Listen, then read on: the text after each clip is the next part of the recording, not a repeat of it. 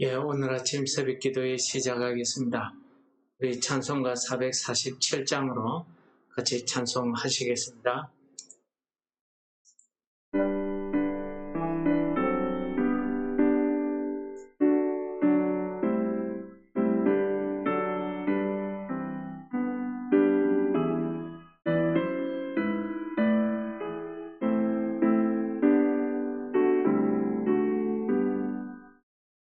이 세상 끝날까지 주 섬겨 살리니 내 친구 되신 주여 늘 함께 하소서. 주 나와 함께 하면 전쟁도 겁없고 주 나를 인도하면 늘 안심하리라. 나 주를 따를 때에 주 약속하신 것 그 영광 중에 모두 이루어 주소서. 나 주의 길을 따라 섬기며 살리니 그 크신 은혜 속에 날 인도하소서. 이 세상 온갖 시험 내 맘을 흔들고 저 악한 원수들이 압박해 있으나 주 나를 돌보시사 내 방패 되시고 내 옆에 계신 것을 늘 알게 하소서. 저 영광 빛난 곳에 주 허락했으니 그 허락하신 곳에 늘 사모합니다. 끝까지 쉬지 않고 주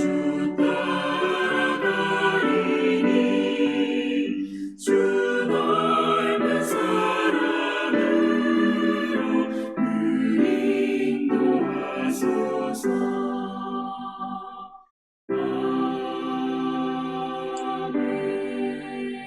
아멘.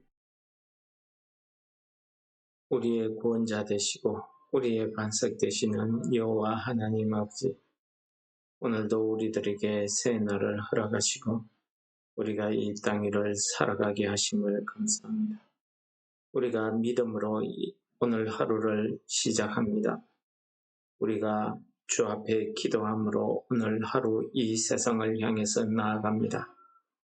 하나님 아버지께서 우리의 방패 되시고 우리의 구원자 되셔서 우리를 죄에 빠뜨리고자 하는 모든 악한 계계를 다 물리쳐 주시고 우리가 이 땅에 살아가는 동안에 항상 주님께서 우리 곁에 계셔서 우리가 어떠한 시험을 당하나 넘어지지 않게 하시고 모든 환난을 통해서 하나님의 은혜를 깨달으며 감사하는 오늘 하루 되게 하여 주옵소서. 예수님 이름으로 감사 기도드립니다. 아멘. 오늘 말씀은 시편 59편 8절에서 13절입니다. 여호와여 주께서 그들을 비웃으시며 모든 나라들을 조롱하시리이다. 하나님은 나의 요새이시니 그의 힘으로 말미암아 내가 주를 바라리이다. 나의 하나님이 그의 인자하심으로 나를 영접하시며 하나님이 나의 원수가 공받는 것을 내가 보게 하시리이다. 그들을 죽이지 마옵소서. 나의 백성이 잊을까 하나이다. 우리 방패 되신 주여, 주의 능력으로 그들을 흩으시고 낮추소서. 그들의 입술의 말은 곧 그들의 입의 죄라. 그들이 말하는 저주와 거짓말로 말미암아 그들이 그 교만한 중에서 사로잡히게 하소서. 진노하심으로 소멸하시되 없어지기까지 소멸하사 하나님이 야곱 중에서 다스리심을 땅 끝까지 알게 하소서. 셀라. 어제 이어지는 내용입니다. 어제는 1절부터 오로지 하나님께서 내가 이렇게 어려움, 억울함을 당하는데 하나님께서 나를 억울하게 공격하는 그 원수들의 죄를 살펴보시고 나를 원수들에게서 건져주시고 또 나를 치려는 자들 중에서 나를 높이 드소서 하는 이 기도로 오늘 59편을 시작했습니다. 즉 그런 원수들의 공격이나 반란 그리고 자기 자신을 억울하게 하는 그런 모든 악함들이 전혀 나에게 미치지 않게 해달라는 구원의 기도로 시작했습니다. 오늘은 그 구원의 기도가 믿음의 확신으로 나타나는 것을 우리가 확인할 수 있습니다. 우선 오늘 말씀 10절에 보시면은 나의 하나님이 그의 인자심으로 나를 영접하시며 라고 이야기합니다. 그것은 하나님께서 내가 환난 중에 빠져있는 나에게 원수들의 그 악한 죄로 인해서 혼란 중에 빠져있는 나에게 찾아오셔서 나를 건져주실 것을 믿는 그 믿음의 표현입니다. 영접한다는 받아들인다는 뜻 아니겠습니까? 하나님께서 나를 죄에서 구원하시는 것 그리고 하나님께서 그 품에 품어주시는 것 이 은혜를 표현하는 시가 되겠습니다. 믿음의 고백이시죠. 하나님이 나의 원수가 보응받는 것을 내가 보게 하시리이다. 는 이 믿음의 확신 말입니다. 이것은 즉 하나님께서 환난 원수들로 인해서 환난과 고난 당하는 나에게 찾아오므로 나는 하나님의 구원을 받지만은 나를 공격하던 그 원수들에게는 하나님의 심판이 임한다는 것에 대한 확고한 믿음을 그가 10절에 고백하고 있습니다. 우리가 7절에 보시면은 다윗을 죽이려고 하는 그 악한 원수들의 그 계획을 걔들이 밤에 몰려다니면서 그 악한 일을 도모하고 죄를 짓는데 그들이 누가 우리를 보겠느냐 하는 말로 그들이 악을 행하는 데 있어서 전혀 두려움 없이 서슴지 않고 악을 행하더라는 것을 이야기합니다. 자기들이 한 사람을 죽이기 위해서 그런 악한 모임을 가지고 악한 꾀를 내는 것을 아무도 모를 거라 생각합니다. 거기에 대해서 오늘 다윗은 그의 확고한 믿음, 내가 하나님을 바라보는 그 믿음을 이야기합니다. 뭐라고 합니까? 8절을 보시면 주께서 그들을 비웃으시고 모든 나라들을 조롱하시리. 그렇습니다. 사람들은 알지 못합니다. 아무도 안 보면은 아무도 듣지 아니하면은 증거가 없다 생각하고 아무도 모른다 생각하고 그러나 하나님께서 보고 계십니다. 또 자기 양심이 듣고 고발하고 있습니다. 모를 리가 없죠. 그러나 하나님께서 비웃으신다는 것입니다. 참 사람의 어리석음이 얼마나 하나님 앞에 큰가 하는 것을 가르쳐 줍니다. 우리가 교만해서 죄에 빠지게 되면 이런 어리석음에 빠집니다. 그래서 성경에서는 이런 악인들, 죄를 짓는 사람들을 가리켜서 어리석은 자라고 이렇게 표현합니다. 우리 시편에서 계속 보면은 어리석은 자 표현하는데 그들이 하는 일은 첫째 하나님이 없다. 아무도 보지 않는다. 아무도 모를 것이다. 아무도 듣지 않을 것이다. 그리고 죄를 짓는 겁니다. 이것이 어리석은 자의 특징입니다. 그 어리석음을 주께서 비웃으신다. 이건 하나의 시적인 표현이죠. 그만큼 하나님 앞에 숨길 것이 없다는 것입니다. 그래서 다윗은 나의 하나님은 나의 요새시니 하나님의 힘으로 말미암아 내가 이 땅의 문제를 바라보는 것이 아니라 그 환난과 고통을 보는 것이 아니라 하나님을 바라보겠다. 혹은 내가 이 문제를 해결하기 위해서 어떤 세상의 권력이나 사람을 의지하지 않고 하나님을 의지하겠다 하는 그 믿음의 확신을 구절에서 이야기하지. 오늘 가장 중요한 말씀은요. 오늘 13절에 보시면은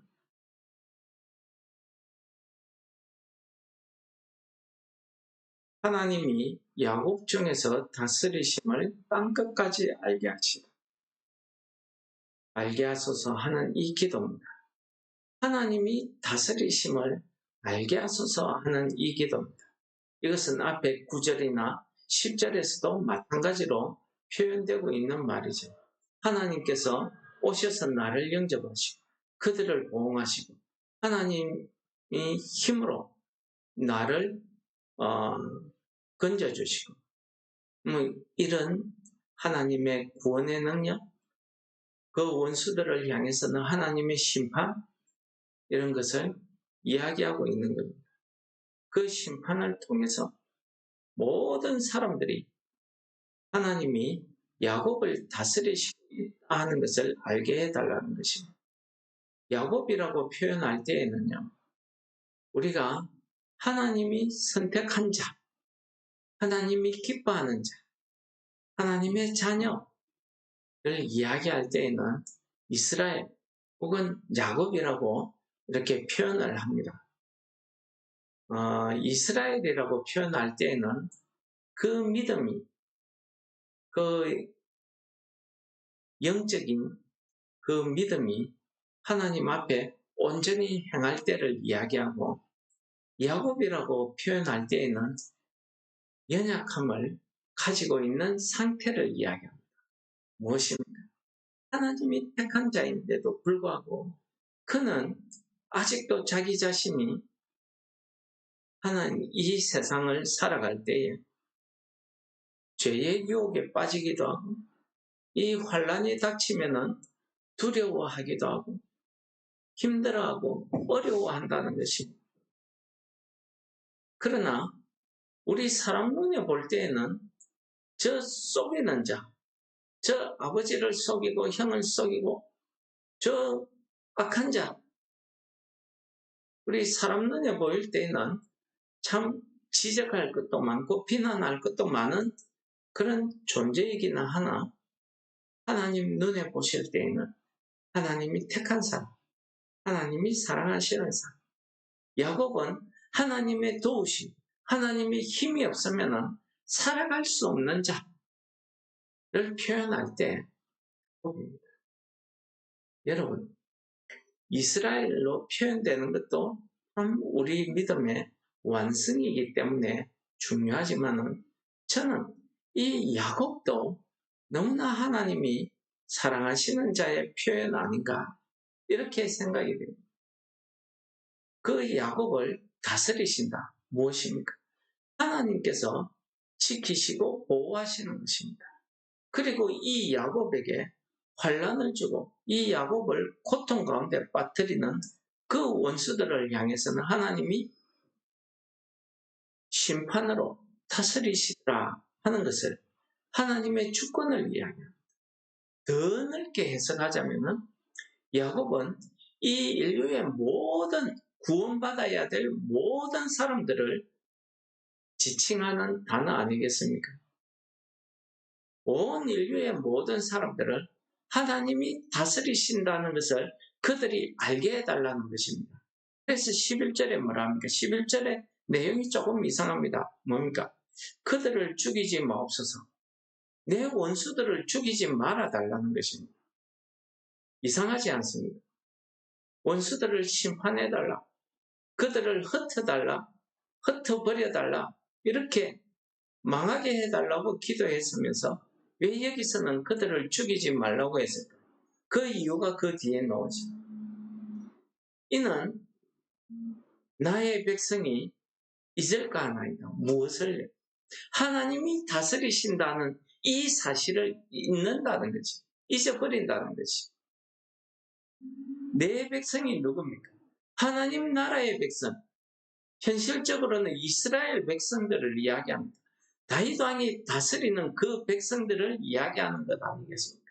다윗이 왕이 되면은 다스리게 되는 그 하나님의 백성들을 이야기하는 거 아니겠습니까?